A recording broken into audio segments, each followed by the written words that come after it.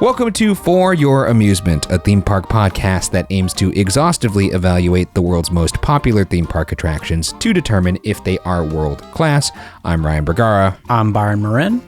And for this episode's featured attraction, we grab 6 of our similar-sized pals and move in with a random lady to discuss the Seven Dwarfs Mine Train at the Magic Kingdom in Walt Disney World in Orlando, Florida, and Shanghai Disneyland. I've only been on this in Orlando. I haven't been to Shanghai Disneyland. I'm very jealous that you have, though. It just was a weird happenstance situation. I was in Shanghai a month after the park opened in 2016. I was by myself, and when you're in Shanghai a month after it opens, you're making your way over there. That's so amazing. And I will say though, it's like it to me, felt like a carbon copy. It was exactly the same as the version in Orlando. So for this particular ride, which is also, Tron, which opened with the park there in Shanghai in 2016 as well, also a carbon copy. Like there's nothing experience-wise from either of those two coasters that feels any bit different. So in regards to Seven Dwarfs Mine Train today, you don't have to feel that jealous. Yeah, I guess that's what I was getting I'm to. also jealous you got on that fucking Pirates ride. It looks sick. Okay, you could be jealous about that one. I haven't watched any. I watched a clip, but we're not here to talk about that. We're here to talk about the Seven Dwarfs Mine Train. And seeing as how we don't have a guest here, we just decided to cover this one because it's a fun little ride. I enjoy it. I do as well. It's good. I don't know how it'll measure up in regards to these tests, but it's at least stateside. Your juicy sclusy. That's right. It is a juicy. It's like a little gusher, just packed with flavor for being such a small little package. And it's fun, and it's extremely popular, which I'm sure we'll get into. Yes, it is very soon. But so obviously there is an affinity for it. Yeah, shared amongst many park guests. It's fun for the kids. It is fun for the kids. Fun for me. Not to be confused. But let's get into some history. December 21st, 1937, Snow White and the Seven Dwarfs premiered at the Carthay Circle Theater, becoming the first feature-length animated film to release in the United States. Produced by Walt Disney, the unprecedented earnings from Snow White would lead to the creation of a movie studio that would continue to create animated classics and set the gold standard in the medium. 1955, Walt's focus shifts to the world of amusement enterprise, resulting in the opening of Disneyland, which featured many attractions inspired by his works. One of which was Snow White and Her Adventures, a dark ride in Fantasyland that put guests into the point of view of Snow White and took them through various and horrifying scenes depicted in the animated classic. Though I will say too, before that ride came to be, he also they built I think it was called Dwarfland. It was basically just a walking set through, like you could walk through the sets of Snow White, and this was like done in LA as just like a walkthrough attraction to promote the movie. Incredible. Wow. And folks loved it. Oh, so this is in the 30s. This is like in the 30s. I read this in that book, Disney's Land.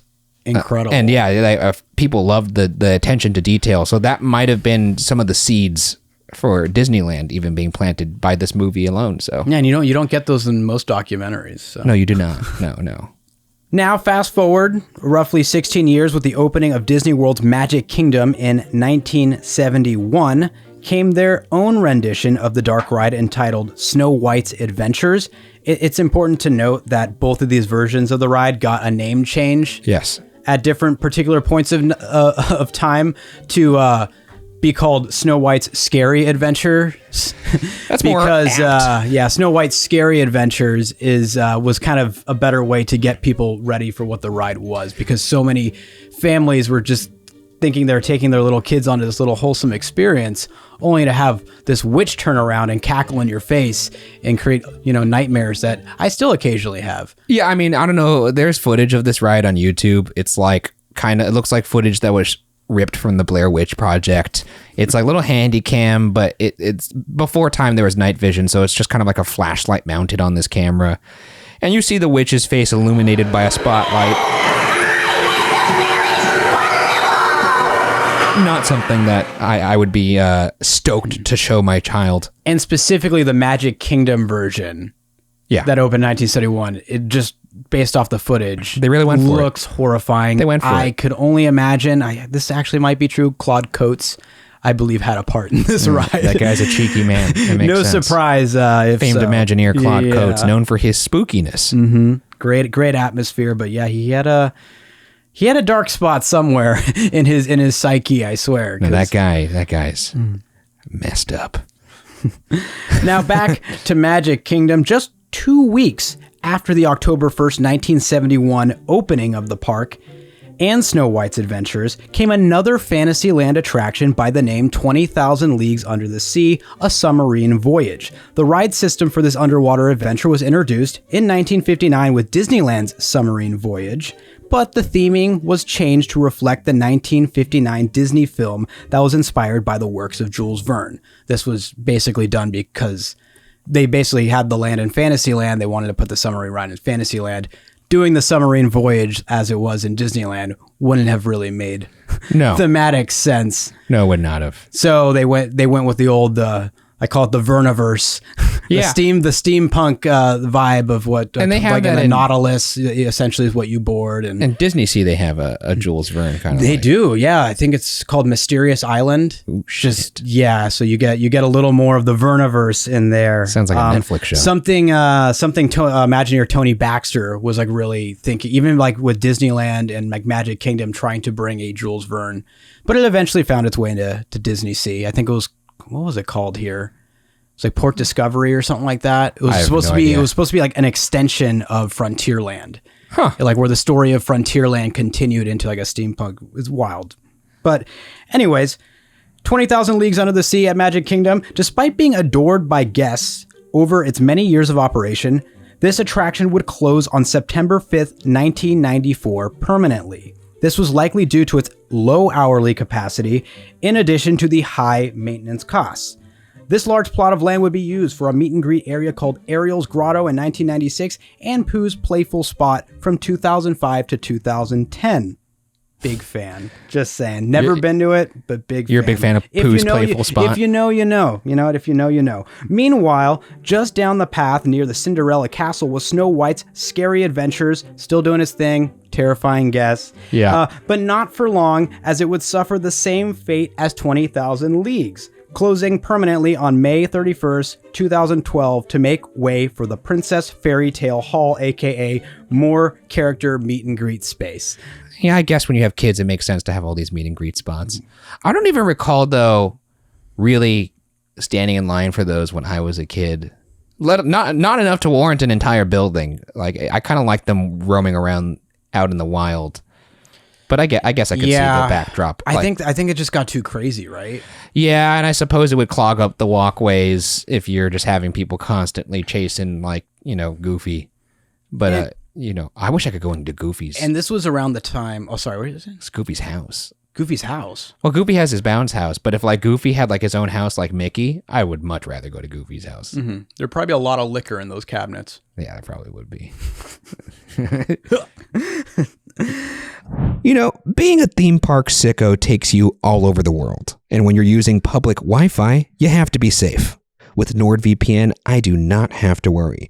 NordVPN is a service that protects your internet connection and your privacy online by creating an encrypted tunnel for your data, protecting your online identity by hiding your IP address. NordVPN protects your data like bank details, passwords, and online identity. And when traveling, NordVPN protects your info wherever you are in the world. And when using public Wi-Fi, you need all the protection you can get. NordVPN can also switch your virtual location, allowing you to save money by purchasing flights, hotels, and subscriptions from other countries at a cheaper price.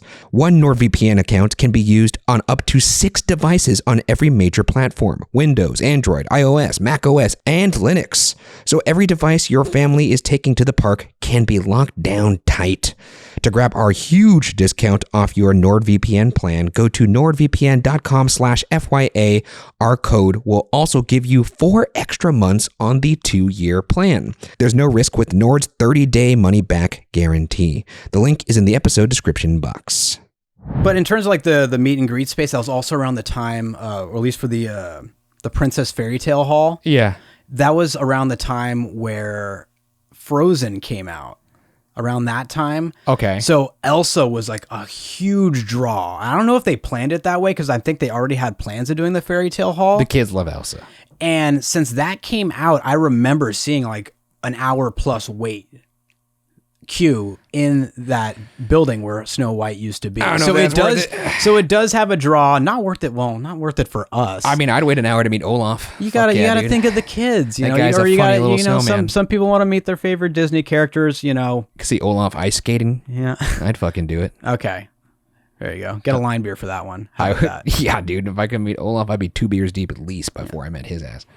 But unfortunately, we lose Snow White's scary adventures through this meet and greet. But on a positive note, by this time, Fantasyland at Magic Kingdom was in the middle of a massive expansion project entitled New Fantasyland. Very creative. Yes. This included leveling the large area of land that was once home to 20,000 Leagues and building a new Snow White-based attraction. Imagineers would team up with their coaster manufacturing partners in crime, Vekoma, to build a family-friendly roller coaster with state-of-the-art ride vehicles that would allow passengers to freely sway left to right as a proper minecart would. Those folks, they did stuff over in like Euro Disney and all that stuff, right? Vekoma? I mean, they've done pretty much everything, almost everything coaster-wise with Disney. Oh, that's cool. I'd say ever since the 90s, because they did, Rock and Roller Coaster. They did the recent Cosmic Rewind. Oh, fuck yeah. They did Tron, and they've done Seven Dwarfs Mine Train. There's few exceptions. Off the top of my head, like Incredicoaster was manufactured by Intamin, but yeah, they're kind of the go-to coaster manufacturers for Disney now. That's a good place to be. Mm-hmm. Which is kind of ironic because some people kind of feel like Vekoma helped knock Arrow out of business, who used to be the manufacturer for most of Disney's rides. You got to stay sharp, like man. Matterhorn. You have to stay sharp. Yeah. If we don't be careful, someone might take our job here on FYA Pod. But yeah, back to your European reference. Yeah, like with Euro Disney, and I guess, Disney was essentially, or Arrow was using Vekoma to essentially do their European projects. Huh. And that's why some people like speculate that like Vekoma kind of took their like coaster, track style and kind of like took it and ran with it and did their own. They Zuckerberged them. And then kind of the Facebook. So, but yeah, that's a complicated story that I don't even know the full extent of. So, take it for what you want at this time. All right. Imagineers would also develop and build out 3D animated animatronics with the intention of bringing a new level of life to the iconic characters, which I'm sure you have thoughts on. I do have thoughts on the rear projection. On May 21st, 2014, Seven Dwarfs Mine Train would soft open, and on May 28th, 2014, Seven Dwarfs Mine Train would officially open at the Magic Kingdom and would quickly become one of the most popular attractions at the Walt Disney World Resort, boasting multi-hour long lines on the reg. Damn. And on June 16th, 2016, Shanghai Disneyland opened to the public, which included their own clone of the Seven Dwarfs Mine Train attraction. I wonder if it's as popular there or if the lines are as crazy. Shanghai Disney, from my understanding, pretty packed park. But that's a good question. And once again, I went to Disneyland Shanghai a month after it opened. Yeah. Was it busy? Yes. Their pathways though are so like they definitely built the park with the idea that, hey, like we don't want people like all crammed together. Like they made really wide walkways. It's a big park. That's cool. And although the park was busy, I went on Tron 4 times. Oh my God. In a row? I like went 2 times in a row, and then I came back later in the day, I think closer to the evening, to ride it another 2 times. That's like what you did with Guardians recently. Yeah. I don't know how the fuck you did that. So I was able to do that without waiting more than 10 to 15 minutes tops. I think I walked on a couple times. But Seven Dwarfs Mine Train, I waited an hour for. Oh, man. So I don't know what that says about capacity, or maybe that it's more kid-friendly. I have a little bit about the capacity. And that's the other thing is, like, for example, they have soaring. I think they call it soaring over the horizons there. Yeah. Basically, they're like it's soaring around the world. And that was a 3-hour wait, so I didn't even do that. But yeah, in regards to current reputation, do you want to take a stab at and I only took the times from the Walt Disney World version, not the Shanghai version. But do you want to take a crack at the highest recorded wait time? I mean, it's got to be huge. I would think it's probably, we're talking close to 300 minutes. I think would be, because I know this ride has had some ungodly waits for some reason. Mm-hmm. I'm going to go 300 minutes. It's good. It's a good guess. It's 270. Yeah, that makes sense. Is the highest recorded. That's ridiculous. You want to take, yeah. For a ride that's not that big. Average wait time, hour and a half. Average wait time is 75 minutes. Yeah. Look, folks, this ride, you got to go to it first. There's really no other way around it. If you have like magic hours or whatever, and then you could get into the park early, definitely head to this bad boy first. And if you rope drop, definitely head to this bad boy first. It just gets packed, and the capacity's not completely horrible, but I am curious why it does. It's the thing is, it's a decent capacity, but I don't think they designed it with enough with capacity as, prominent. Yeah. Because they had to have known how huge the demand would be.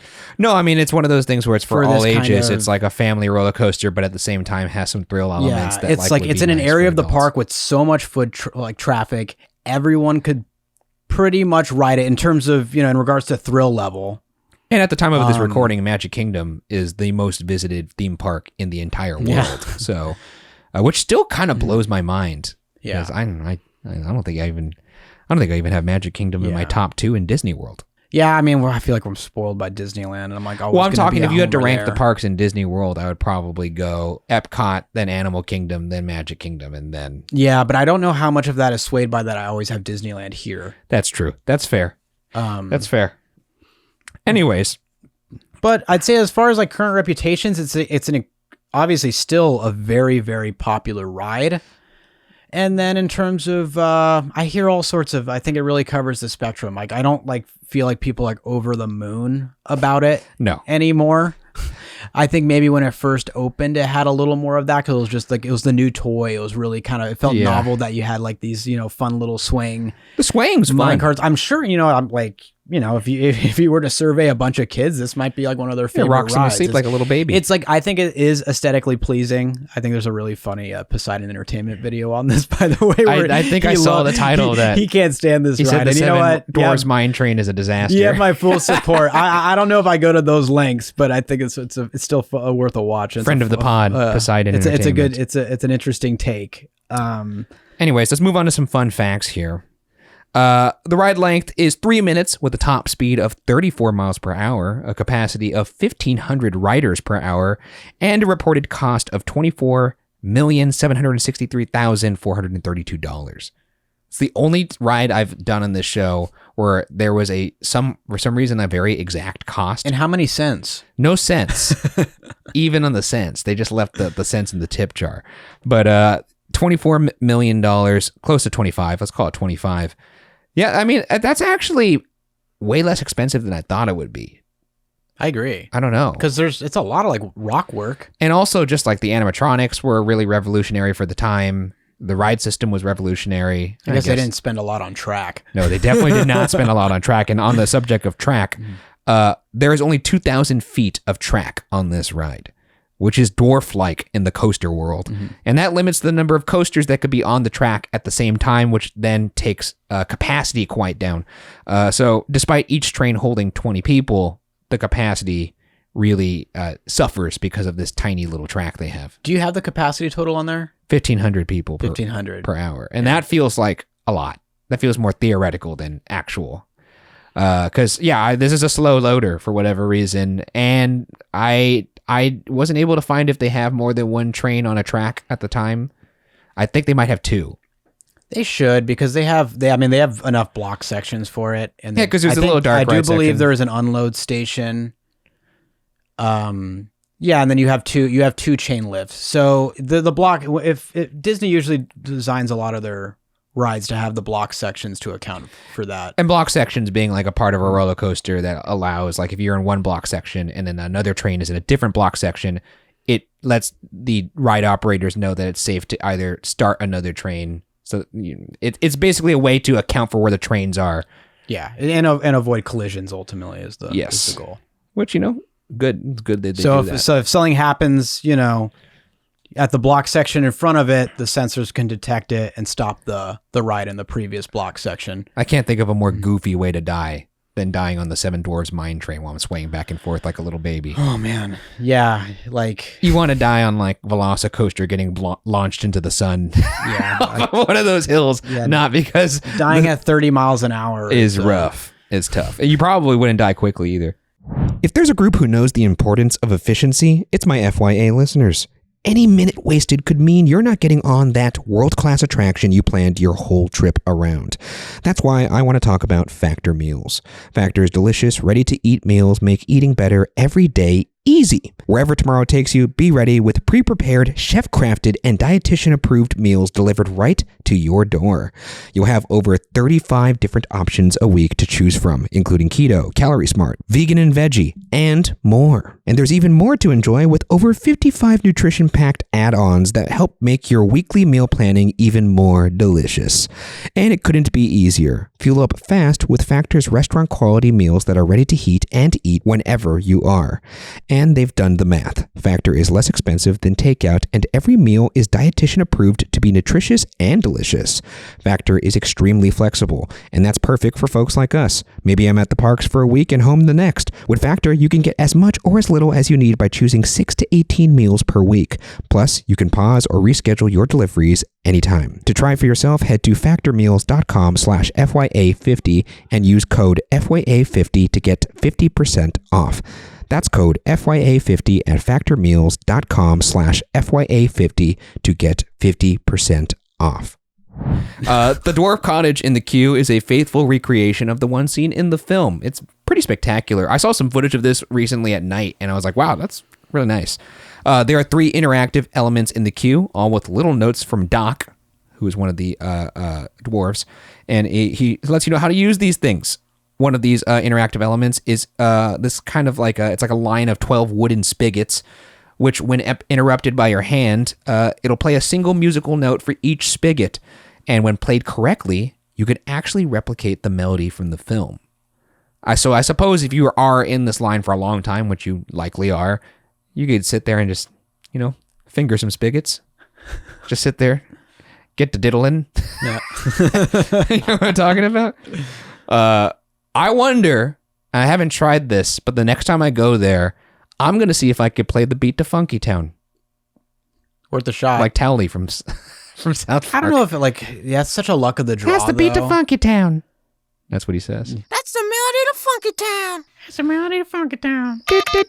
It's a good, I don't think so. I think it said each one represents, the entirety of the 12 spigots represent the 12 chromatic scales. I don't know what the fuck that means. I'm not a music major. I am not either. Mm-hmm. But either way, apparently you could replay the melody from the Snow White films. And then the other interactive element that I want to talk about is the barrel spinning. Inside they call it the vault, inside the kind of interior portion of the queue, there are these barrels that you could spin around. And when you spin them, it projects something onto the ceiling, which is kind of fun. But if you spin all the barrels at the same time, Snow White will appear on the ceiling. Isn't that fun? Super fun. That's pretty neat. Tell me how you really feel. That's pretty sweet. I don't know. But there is also the other interactive element is just like this kind of weird, it almost looks like they embedded iPads into like the rock work and you could drag You're jewels. Moving the little gems around. I would imagine that's probably not as active now post-COVID. That's what I was wondering, how much of this. I do remember that the water still feature, I think, still works. I thought I attempted to play with it for like a minute or sitting two. There poking did not get the melody to Funky Town. Did not diddle it enough. No, you're always there for like a matter of 2 seconds, unless you want to like hold the line up. You need more warm up than that. Mm-hmm. Imprints of animal tracks, acorns, branches, those are seen in the ground of the queue in the forest portion. Just an attention to detail that the Imagineers have. It's really cool to see that. The figures of Grumpy, Doc, Bashful, Sleepy, and Happy that are all seen in the end of the ride in the little dancing scene in the cottage were taken from the now defunct Snow White's Scary Adventures. And then the Snow White figure and the witch and all that stuff, those were made specifically for this ride, but they were able to retrofit old figures, which is nice. Nice. Keep it at the $20 million. Exactly. Speaking of Scary Adventures, this cottage dancing scene is also home to one of the funniest and most horrifying ride malfunctions One of the most funny and horrifying ride malfunctions I've ever seen on a ride in recent memory, in which the dancing Snow White's animatronic arm detaches from her body, but even funnier, this arm is being held limply in the hands of a dancing dopey, as if he ripped it off and is celebrating with it like Leatherface. It's fucking amazing. I do believe I've seen this. It's a funny clip. We'll show it on the video podcast right now as B-roll. People just horrified by this, because the scene is Snow White is dancing around with the dwarves celebrating, and she's holding like the hand in kind of like a square dancing fashion with Dopey. I guess Dopey's animatronic ripped a little too hard, ripped her arm clean off, and so her arm is just dangling in his hands, and he's dancing around like, look what I did. I don't know, I don't know my own strength. It's really, really funny. Highly recommend you watch that if you're listening to this podcast. Or just queue up FYA pod on watcherpodcast.com. And you could see it right there. Also from Snow White's Scary Adventure are the two vultures perched near the mine train. Mine train. I think it's like on one of the lift gates outside. You could see these two vultures. You know, it's cool that there's not just completely abandoning the horrifying history of the Snow White adventure. Yeah. The cradle design of the ride vehicles that allows the carts to rock back and forth independently from the track mimic the carts that are seen in the film, which rock back and forth to allow for easier loading/unloading of the jewels. And there's actually a lot of great homages to the film in this ride. Another one is there's the scene where in the queue there's this door that's called the vault. That is pretty much a faithful recreation of the one that's seen in the film. And in the film, Dopey locks the vault, but then leaves the key hanging outside of the vault. Oh, that's right. Ain't they like Dopey? Anyways, that key is here in the queue. You could see that. Very fun. The shadows of the dwarves that are marching when you go up that final lift gate, no, not final lift gate, but when you go up the big lift gate inside the dark ride portion of the ride, those are actually rotoscoped straight from the film and then projected onto the wall. So like, and that's crazy to me because they look so clean on the wall, but it's such an iconic silhouette from the movie. In the movie, they're dancing along a log while they're singing Heigh Ho. But in the ride, they just rotoscoped it out. And if you don't know what rotoscoping is, it's basically like literally going into a movie and frame by frame cutting out a person. Or let's say if someone's flying, like an Avengers flying, and they're on wires, they would go frame by frame and remove the wires from the footage. So they did that with this ride, except they used it for the shadows. Really cool stuff. This isn't really a ride fact, but the original Snow White fairy tale, it featured dwarfs that were nameless. So when they made the Snow White version for Disney, they had to make new made-up names for these dwarves. And apparently there are some really funny rejected names for the dwarves. And I'm going to list some of them right now.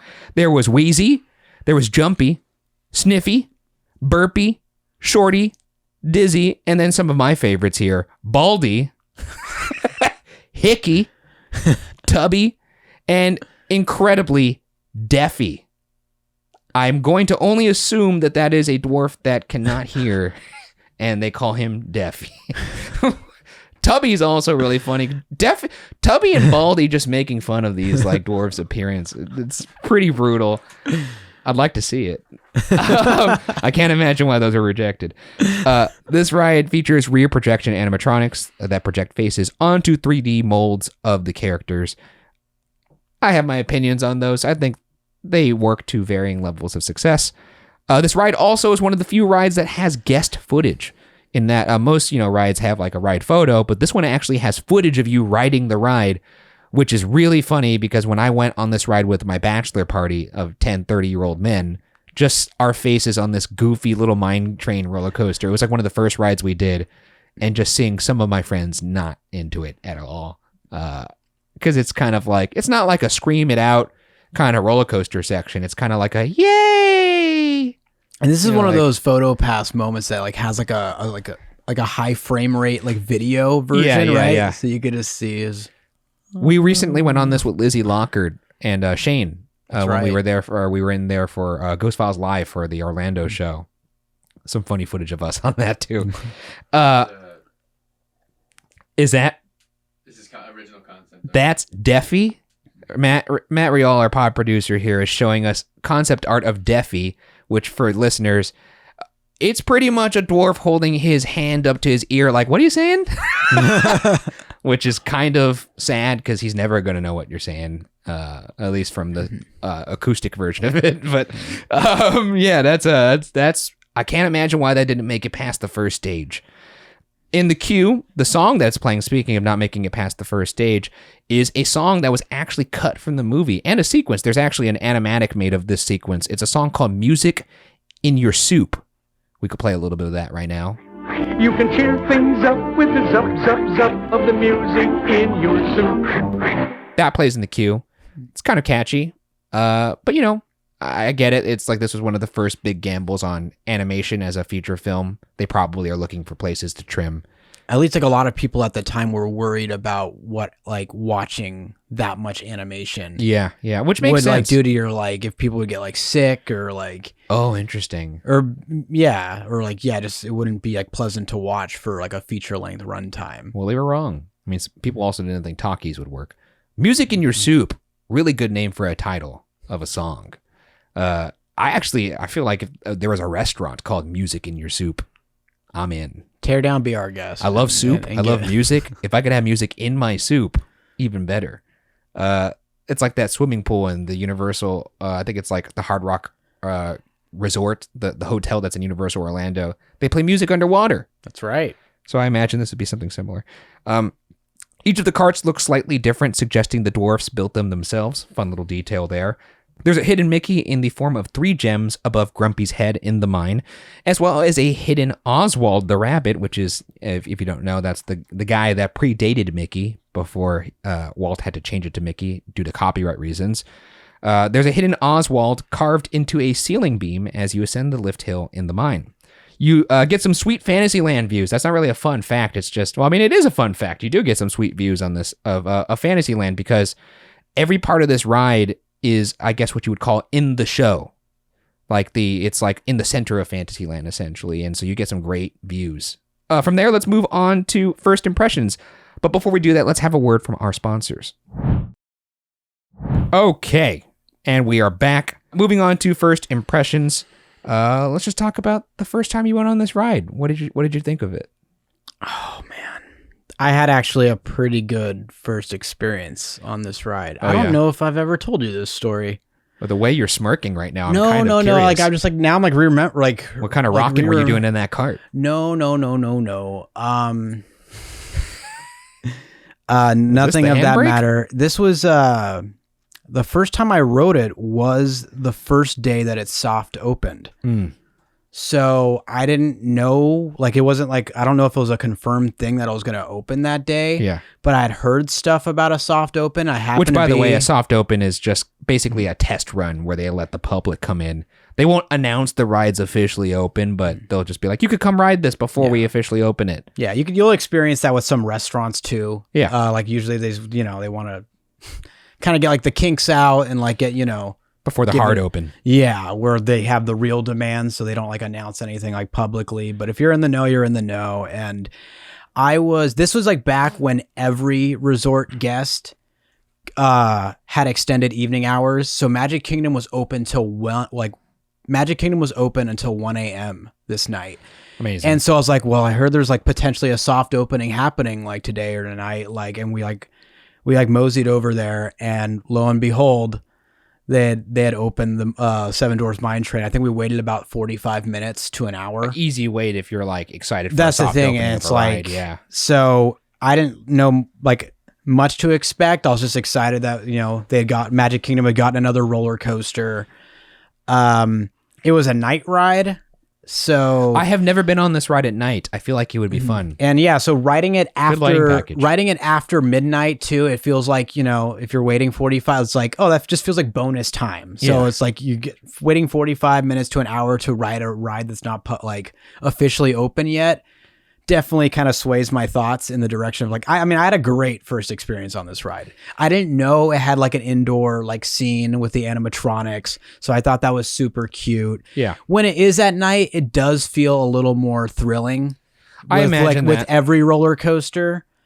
And And that combined with just being excited for it being a new ride, I think brought a little extra rush to it. Whereas like if, we'll talk about this later on in the show, but in terms of first impressions, was super impressed. I wasn't used to those animatronics too with the rear projections. With the rear projections. And I gotta say, and once again, this will come up later, they looked a lot better on that first night. That's also because it's night and it's not as lit inside that. That's cave. fair, and it's usually dark in there. But I think the issue with some of those rear screens too is they don't sync up.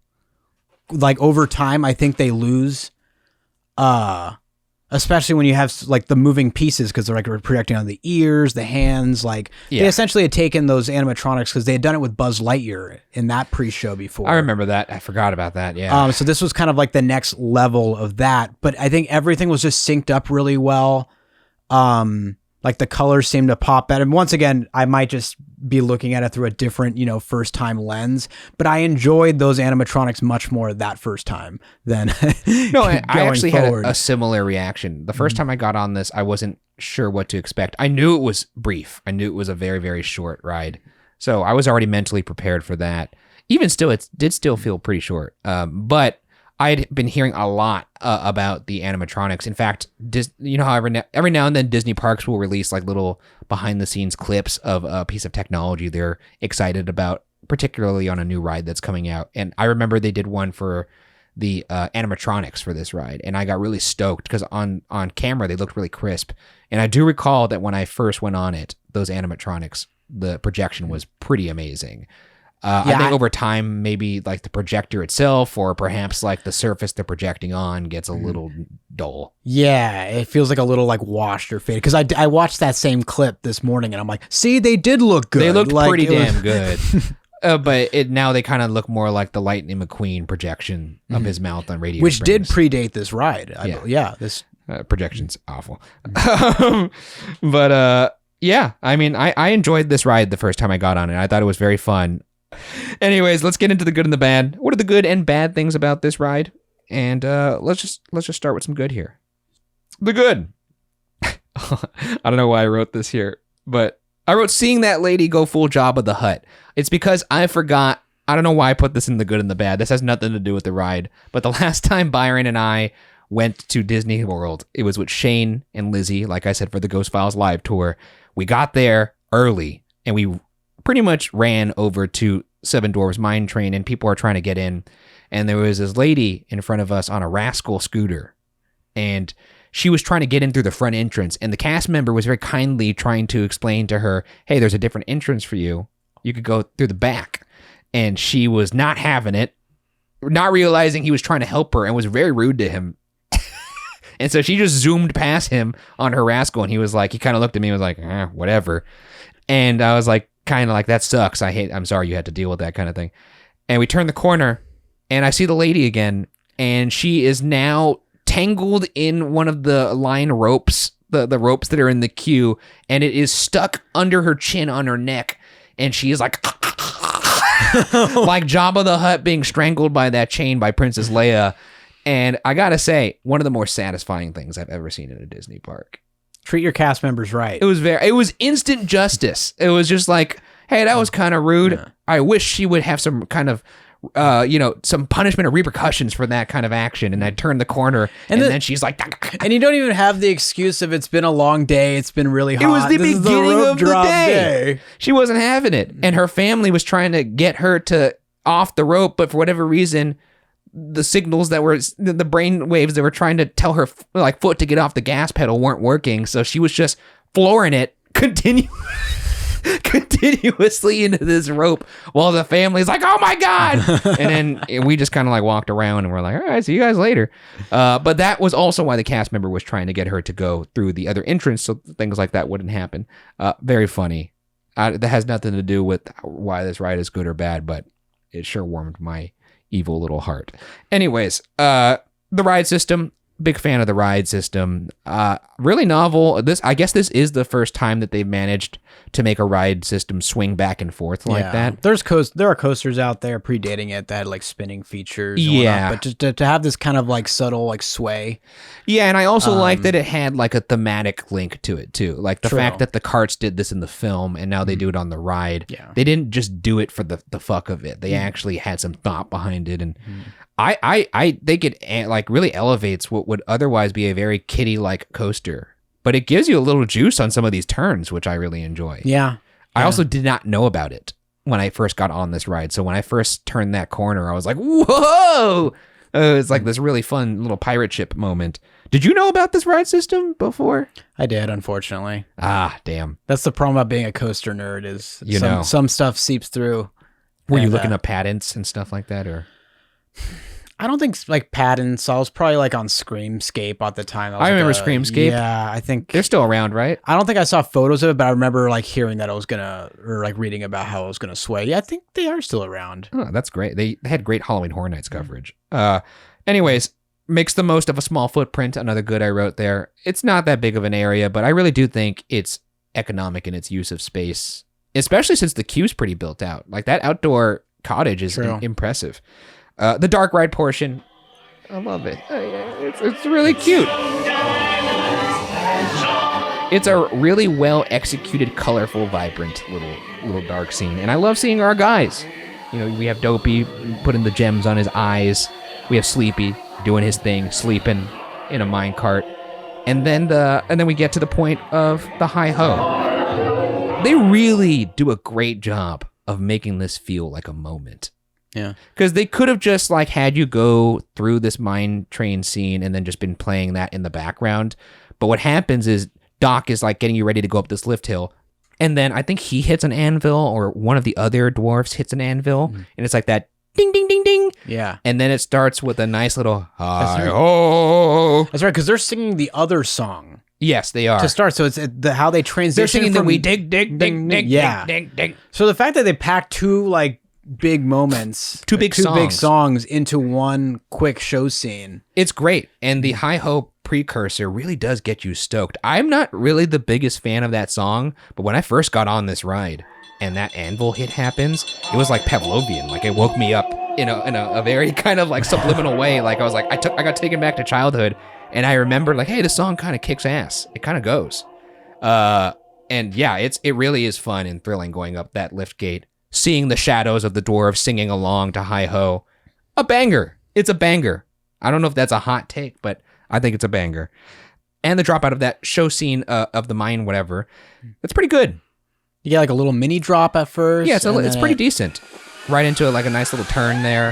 Yeah, I think it's the appropriate size. I think it was about 35 feet tall. I think it was a 35 foot. Are they banking those turns? Yeah.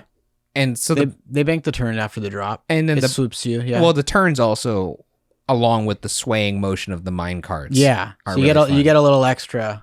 Yeah, little it's pop great that way. You're going through the landscaping, amazing landscaping and views on this ride.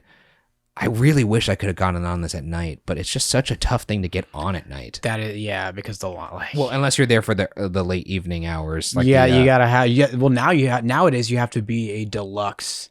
deluxe hotel. Yeah, Yeah. to get those, and that's like one day a week you'll get a park that has extended evening hours. So they really cut. It used to be like any hotel, any night you're gonna get like one of the parks is gonna have extended. It's like nope. Oh, it's the best. They And you just could just keep- crawl back in the bed. And sometimes, and this is really inside baseball because it literally is baseball, but sometimes you could get on, rides and stuff in Disney World and get back to your hotel room and watch the end of like a Laker game or a Dodger game, which is on West Coast time. which is That is a pretty, win. which is pretty sweet. Byron and I talked I did about that all once the time. for like the playoffs or like worlds or playoff baseball and basketball. When they were happening Incredible. at the same time. It's so once. good. Like It- that is the benefit of. Is going there East Coast. a moment of more pure bliss than that?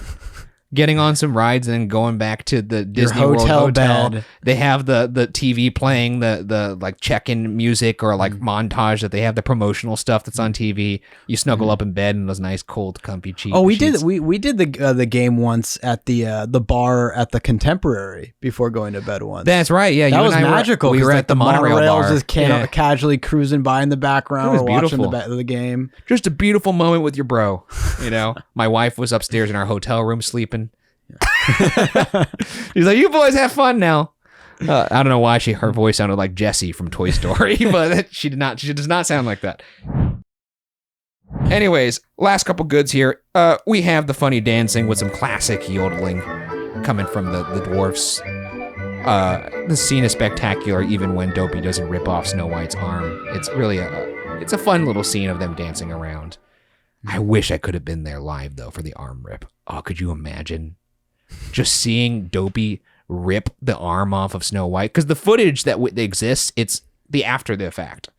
But I want to see him literally rip her arm off. Oh my gosh. Wouldn't it be amazing? There's a piece of me when I saw that footage where I'm like, I kind of wish I didn't see that. Oh, it's beautiful. But yeah, I wish I could have seen him rip her arm out of the socket. Not because like I want to see that happen to Snow White, but well, I guess it's not personal. I just think it's really funny to have a dwarf named Dopey fucking rip someone's arm off And just gleefully dancing around. dancing around with this. It was like the most innocent looking. with this floppy little purple hat. Yeah. Also the evil witch, really good evil witch outside the cottage. A nice little detail there. Doesn't call too much attention to itself, but Subtle enough. But if you look over and it's like you think you're just getting this like gleeful happy ending, and then there's something just very foreboding at the end, and they're like, "All right, get off." Which is why it's even funnier because she's peering through the window of the cottage. The day that Snow White's arm was hanging off of her body and in Dopey's hands, the witch was watching that, kind of just like, well, my work here is done. She's I was already. thinking, like, I can't even. Witch is kill- looking like, what the fuck? Like, oh, that fucking Dopey beat me to the punch. I'm like, I'm not that bad. That's Like, crazy. That guy is crazy. His name should be Crazy. And then the ride footage. I love the ride footage on this. I think it's really novel, and it's one of the few attractions I've ever been on that does that. yeah. But does Tron do it now? I think Tron might do it. I can't confirm that, but I know for sure, obviously, that this does it. Maybe Tron, but definitely. Oh no, I might be thinking of Tower of Terror. Tower of Terror does a video at Disney World. That's awesome. I didn't know that. Yeah, where they give you like the high frame rate look, so you can see That's the hair flying it's up. a layup. They should have been doing that from the beginning. Yeah, that's impressive. I will add. Yeah. Any more goods from you, Byron? I had the witch. I like to say a stupid favorite of mine is just the little drop straight out of the station. Yeah, it's a good little. Just the fact, and I think that just increases people's excitement for the ride when you just see like the train right in front of you just go whoop into the especially at night, just disappear into like the darkness. I love a ride or a roller coaster that immediately gets going out of the dispatch. Yeah, it gives you a little taste of what's to come. Just a little like pre-coaster. Yeah. Part. It's Yeah, like in a it's scary movie when you get punched a little early by whatever the scary monster is. Yeah. Like in Scream when they immediately kill Drew Barrymore. Yeah, it's You're like, whoa, what the fuck's going to happen? And then you're just off, like you're out of orbit. You just don't know what's going to happen. Exactly. You next. throw them off. Mhm. But yeah, just I say that a lot. Scream is a lot like the Seven Dwarfs Mine Train. there you go. And it's and those cars are just so aesthetically pleasing. Yeah. And you have any more goods before we move to the bad? That's good. I think we covered it. It's a small ride. And the bad, look, it's a little too short. It's a kid ride. They did not have a large footprint to work with, but I have to say it. Every time I get off of it, I'm always kind of like, all right. That's kind of like the exact pitch and tone that I say it with, too. Just, all right. Yeah. What are we getting on next kind of thing? It's like a nice thing to keep the day moving.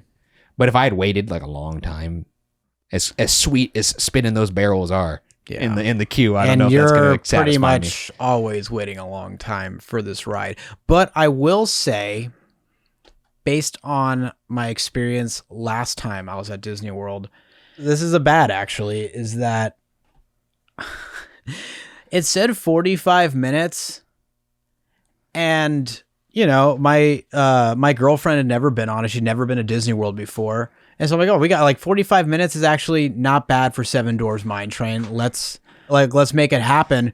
We got on in 10 minutes. Oh, so they were just trying to get you to buy that And you lightning know what? lane. And that's the thing is they only do individual lightning lanes. Yeah. for this ride. So now I'm wondering, how many times does this thing say over an hour wait, and it's just kind of a little inflated to motivate a purchase of an individual lightning lane for an attraction that's been open since 2012? Naughty. Or no, not 20. That's not dirty. 2012. That's dirty. It's dirty. 2014. We sorry. can't say for sure that's what they're doing, but I'm pretty sure that's what they're doing. Anyways, next bad. Not the biggest fan of the projection technology, and that's just because it degrades. And I don't know if you've seen footage of this ride when the projection tech is not working, but the blank faces of the dwarves just hammering away soullessly in this mine, haunting stuff there. Yeah. And that's coming from on the heels of me talking about Dopey ripping off a lady's arm. This could you imagine if Dopey's face was blank, because I think it's like a literal just blank slate, almost like a mannequin essentially. Yeah, it's creepy. I think when it's dark, I imagine it looks great, but when there's like light spill inside that tunnel, I imagine it's not as on par. Yeah, I don't think there's not as like bright. I just don't think the upkeep is there. I think it actually works really well with the projection tech for this ride because it's such a kind of cartoony ride. But for any other ride, I'm not the biggest fan of it. I just hope it doesn't become like commonplace. I got one more bad here. What the hell is this? My last bad is it's aight. I just wrote it's aight. This ride it's very like, alrighty then. Especially now you have like Tron like hundreds of feet away essentially. Yeah, it's aight. That's it for my bads. Do you have any more bads, Byron? I think you just about covered it. I don't think like this thing is like, in terms of bads, there's not like a long list of bad things. It's just because a lot of it, like you said, is just a lot of it is okay. Yeah, there's not a long list of goods either. It's just a very solid ride. It's a solid ride. I guess I would say like the bad would be the demand. I don't think is worth the experience. Yeah. It's a worthy attraction. I'm glad they built it, is I guess the best way I could put it. I when I could get on it, I'm happy. When I can't get on it, I'm not going to be shedding any tears. Yeah. Unless, of course, I find out that I missed Dopey ripping off the lady's arm. And it is the most highly attended theme park in the world. Yeah. It's like a big part of Q's was to kind of, help with capacity, get more people in the park and give them a place. Yeah, exactly. To kind of sit for a little while. Be out of the walkways. Yeah. And I think in that regard, it does do a decent job. It would be nicer if the capacity was a little higher. It would be nice, but what are you going to do? All right, let's move on to the world-class tests here. But before we do that, let's have a word from our sponsor. All right, thank you for supporting the show. Let's move on to the world-class tests. This is a rubric of 10 tests painstakingly devised by Byron and myself to determine if an attraction is world-class. To receive the highly coveted world-class pass, the attraction must pass 7 out of 10 tests. A score of 6 out of 10 leaves the attraction up for debate into world-class standing, and anything lower than a 6 out of 10 is an automatic fail. Test number 1, the average tourist test. Would the average tourist have a hard time getting on this ride? Is there a long wait? Is there a complicated queue system? Now, this is interesting because I'm already seeing the comments saying that we are wildly inconsistent on this one, because we did pass one of the rides that the entire test was devised for, which was Rise of the Resistance. And I stand by my decision on that one. Okay, all right. I will say that this is not to say I have not made, you had some questionable decisions on other ones. Yeah, and I will say that this is a tough ride to get on. It's you really have to hit it at the right time of day. It's almost always a long wait, and that paired with the fact that you're not getting much ride. You buy Genie Plus. You have to buy the individual Lightning Lane because you can't get it on Genie Plus. Yeah, and it's like, is $12 worth this kiddie coaster experience when if you really wanted to give your kid their first like coaster experience, you have Barnstormer right over like a few minutes walk away, or if they want higher thrills, you have Space Mountain, Big Thunder Mountain, which is what many considered a better Mine Train type coaster. I don't know. I'm leaning towards failing it. I'm gonna be honest. I think it's a pretty tough ride. And to get I guess on. and this is always the bit like thing that I think sometimes just kind of goes over I kind of forget about with these tests. Like, will the average tourist have a hard time, not an impossible time, a hard time getting on this ride? And I think for this one, yes. Yeah, they would, because it's the one everyone wants to get on, and oftentimes the line could get really out of control. Like, it's not uncommon for this. I was checking it. Minutes. I was checking it this morning. It was 75, and it's not at least a listed 75. So even if it isn't, even if they're like inflating it, the average tourist doesn't know that. That's true.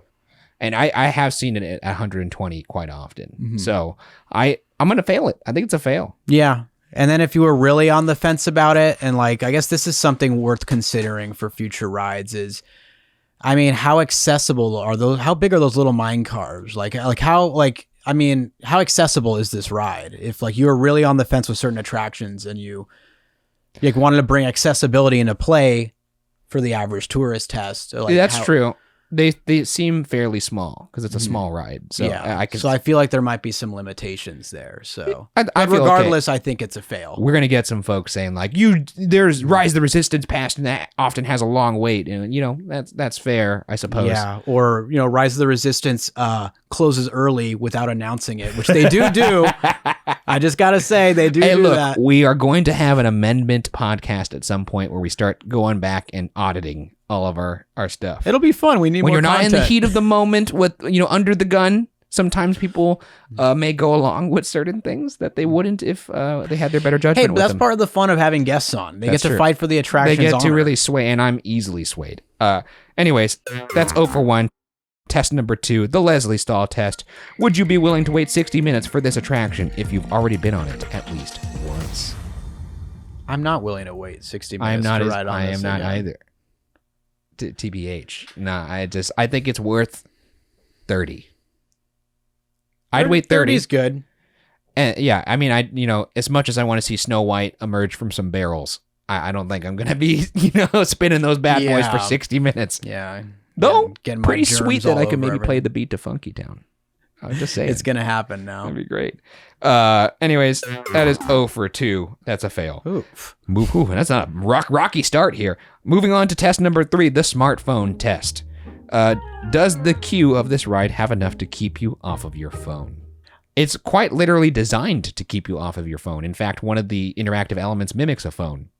So I just don't know what's going on in there. it's like it's aesthetically pleasing for like 10 minutes. yeah, it's not really distracting. That's the thing. Enough. It's a nice looking queue. It's a nice queue if you were waiting in it for like 20 minutes. But 30 then minutes. after that, you're kind of just in switchbacks. There's no thing setting up the story.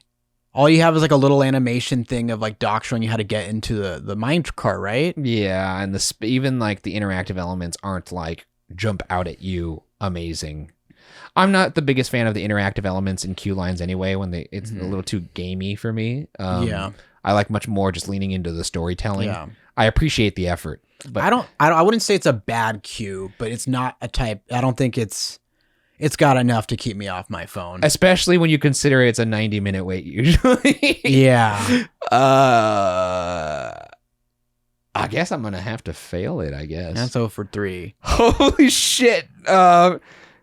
All right. I do feel bad about this. I feel bad because about why don't we revisit number 3 if it gets really bad? No, Matt's saying no. All right, fine, not. It's 0 for 3. All right, number 4, the Tony Stark test. How innovative is this attraction? Does it push theme park tech forward? I'd say it does. Oh, yeah, rear projection technology. I know they used it on Buzz Lightyear, but the swiveling Yeah. ride system. I think they're starting to animate it on other like parts of like the body for those animatronics. And I do think that Yeah, the coaster tech in general with the swaying. it's the most realized version of rear projection, which was then used on Frozen Yeah. and other places. And this is the first coaster, I think, just off the top of my head, Disney has done, at least stateside. I know there's like Crush's coaster. I forget what year that came out over in Paris. yeah. But they were pretty much just standard. You sit down, like the vehicles didn't really do much. Like, so, maybe this was kind of the start of Disney going into the mindset of like, oh, like let's have them ride on a light cycle, or oh, like let's give them some rotation on Cosmic Rewind. Like and it's especially working hand in hand with this manufacturer who's manufactured all 3 of those aforementioned rides. Yeah. that this coaster might have sent them down a path of, hey, let's start doing something different with these coasters. Also, I'll say this too, another path that maybe sent Disney down and just the theme park, universe in general, is that it took strides towards making a kid roller coaster or a kid-like ride have something that was a little extra. That's because true. it would have been very easy to just make this a mine train roller coaster, kind of like Gadgets Go coaster, or just like a little kiddie coaster. But to add the swinging element to the ride vehicle, it's showing that you could kind of sauce up a kid attraction and make it ascend that extra level. Yeah. So in that sense, Which I don't know how much falls into tech, but it does. But it does change how you think about Yeah. a kid ride. Yeah, perhaps. in that way, it is somewhat innovative. And it's using tech to do Yeah. it. So I think it also strived to push tech forward in its, inherently by having to patent the ride system and then using rear projection technology at this length. It's, I'm sold. I'm willing to give it the point, not just because I feel bad for it. I think it's a pass. I think it's a 1 for 4. Yeah. All right, that's a pass. Moving on to test number 5, the Hollywood test. Can this attraction be adapted for the silver screen? Does it have a comprehensible story? Well, it's from the silver screen, so I think by that virtue it should pass. However, the story, there's nothing like new at it. Like they don't even like replicate any of the story. They don't like send you on a. They don't even give you anything before you get on the ride. It's just you're there and. Yeah, and then the witch just kind of is there at the end, and they're just dancing around. It's kind of them just having a good time. I don't really feel like a story is happening. Oh, like, man, it almost kind of just feels like you just came in and saw them mining, and then is it like a day in the life, perhaps? Does it have a comprehensible story? Like, once again, I mean, look, the atmosphere is good, but I don't know if atmosphere truly. You couldn't adapt the story told in this to. Like most of the rides we've had that have been, adapted from a movie property still tell a story. Yeah. And I don't at any point feel like I'm on a story, like in a story here, like it's my story, or I don't feel like I'm really experiencing anyone else's story. So is this a fail? I think it's a fail. Oh, shit. All right. Like I would say like the Snow White, like dark ride before would be a different situation. Yeah, it would pass because it was telling a story. You're in the POV of Snow White and you're going through her adventures as like you kind of would in the film. And even if it was its original thing, it would still, it's more a cut down of the movie, but it still is telling a story. So I agree. I think this is a fail. This is 1 for 5. Yeah, it's cool. It's neat. You're there, but there's no. The Simpson test. How likely is this to be replaced with something new? Highly unlikely, in my opinion. It's too popular. It's too popular. It's very recent. It fits really well in Fantasyland. They just did this Fantasyland expansion like a decade ago. I don't think they're sinking all that money in just to immediately be like. In Fantasyland, I feel like it's hard to. I feel like Fantasyland is pretty IP safe not for. Everything. Not if you're Mr. Like Toad. Yeah, not if you're Mr. Toad. Like even Snow White, I guess it got like moved. But I think it's safe. It's just too popular, and it also plugged some pretty clear holes that Magic Kingdom had in terms of offering a thrill ride that was family accessible. Yeah. I guess what I'm trying to say is like there's no like big new IP that I could see like coming and taking place at that park or at least anytime soon. Like if it were to get replaced with something, it would be Fantasyland based. But that's like a lot of confidence in being like, all right, this ride is going to this is a Fantasyland type ride. Yeah. And we're going to put it where our most popular ride in the park is. Yeah. This isn't like, limping through the day with like 10-minute waits. This is if it's an hour, it's a good day. Yeah, that's what it feels like. That's insane. So I do think this is a pass as well. Moving on to test number 7, the signature moment test. Can this ride hold its own without it? Is it a one-trick pony? I mean, what would you say the signature moment? The show scene in the mine, like with them singing. Yeah, it's gone. Like yeah, I was about to say if that's out, the rest of the ride is kind of a slightly joyous roller coaster. Yeah, that's easily the mine scene in the middle is what sets it apart. That's like that extra juice that makes that does give you that. All right, I will like wait 30 to 40. Yeah, because it's not just a roller coaster, the kiddie roller coaster. They actually have some dark ride elements. Yeah, where they, it's not often you have any dark ride elements in a roller coaster. That's where you feel the love that went into it, which I do believe there is some love, and I think it's incredibly well done too. So. Yeah, I think without it though, Without it, what are you doing? It's a inferior version. Just go to Thunder Mountain. Just go to Thunder Yeah, Mountain, exactly. which has much better scenes. All right, well that's that then. It's not even. It doesn't have. Yeah, it doesn't have a It fighting doesn't have a chance. All right, 2 for 7. Well, now let's see. Ooh, I feel bad. Let's get into the last 3 tests, but before we do that, let's once again thank our sponsors. And we are back. Okay, the last 3 tests. This is not going well, but hey, this ride, it's aight. it's right. It's not a bad ride. Test number 8, the premature detraculation test. Does this ride finish too soon? Yes. You think so? Yes. I know that's the common argument. If I was just going off like roller coaster and how much it roller coasters, sure. But they do break it up. With the dark ride? Yeah. Once again, that signature moment, I think, saves it for me. Whereas you get a little drop out of the station, you enjoy a couple fun little curves, you go up into a chain lift, you do another set of curves, and then you go into the show scene, then you go up the lift hill, and then you have one final. So they're all short increments. And it is 3 minutes. That actually is pretty long for a roller coaster. And I really do enjoy the dark ride sequence. You know what? I'm gonna switch it. I get where you're, because that is the common argument, is that, and I think if you just strictly thought of it as a roller how much coaster. does this roller coaster? I do like my roller coaster to roller coaster a little bit more. A lot, yeah. But the dark ride element, which is incredibly well done, breaks it. So you get a little piece of dark ride in there. All right, that's fair. It gets dinged by the signature moment, but then it gets brought back by that here. I did say it was too short, and look, guys, cognitive dissonance. Okay. Or just no, I do feel like each coaster section feels a little too short. It does. And I think that's why a lot of people get upset. I think a lot of people, think about this ride and think, I bet if you had all those sections like put together and it just coaster like that the whole time, it wouldn't feel But I'm also satisfied after I get off this ride now that I think about it. It's fun to watch them. Yeah, I dance just don't around think in the that whole little experience feels too short. Like it's not like a barnstormer or a gadget. Go coaster. Yeah, which are like other kiddie rides. Once again, like you said, it's like this is like an elevated version. Yeah. Of a themed kiddie ride. It's like a fantasy Darkland ride that happens to go fast. Yeah. Which is kind of cool. All right, that's 3 for 8. Oh my God. Moving on to test number 9, the exit hall test. Do you see people be physically excited getting off of this ride? Do they have that bounce in their step after they leave? I actually think they do.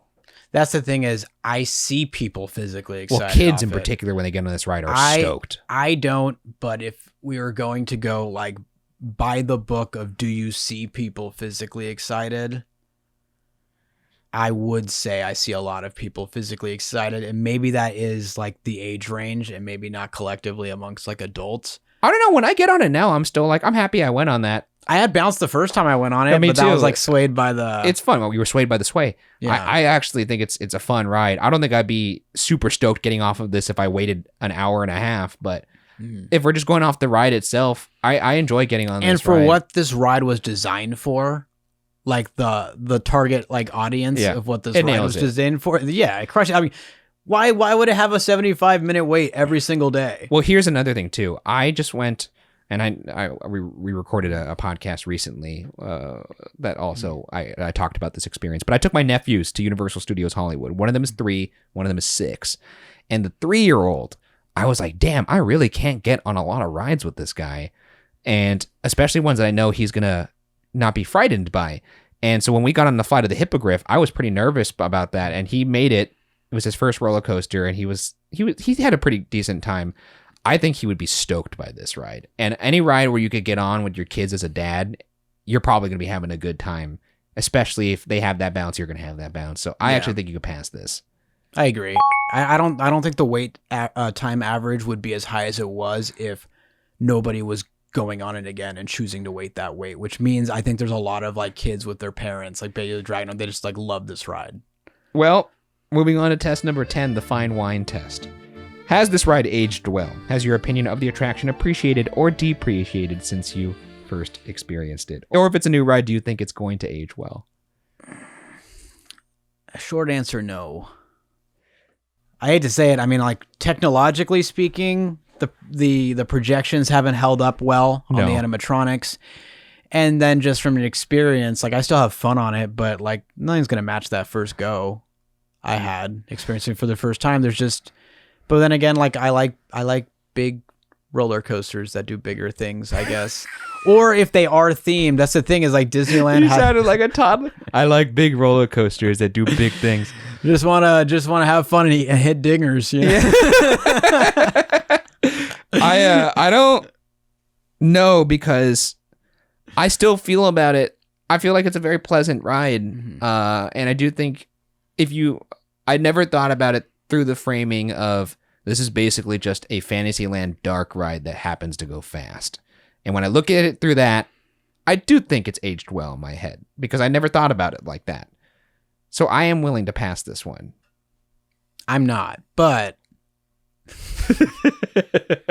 we could keep debating it, or we could give it the 0.5 and let it end at a 45%. I think like perhaps the animatronics have degraded. However, I can't think of another kid ride that does the things that this one does. True. One that has roller coaster elements. That's the thing, because I can't say, Cosmic Rewind or Tron or Everest are better coasters because that's not for the market. No. I'm still staying with a no pass. If the if the animatronics in the show scene there were better maintained, I think I feel differently, but I think you got to go 0.5. All right. It's going to be 4.5 out of 10. That feels harsh. But I will say, you know what? For everyone 10 and under, this is probably world class. This is definitely world class. Can we like at least like give it the point for the smartphone test? Just make it 5.5? No. All right. It just feels bad. It doesn't feel like it's a 4.5 out of 10 ride. Is what I'm getting at. No? Does that feel crazy? I mean, Poseidon would probably approve. Poseidon would be like, this ride's a 1 out of 10.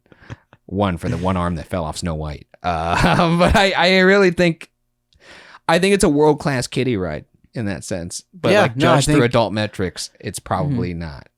Like, I don't think there's a large reason why you would need to get on this as an adult I guess. I mean, for me, I would like it because I like Disney properties, but like the average adult is not going to be, thank God I went on that one. Yeah.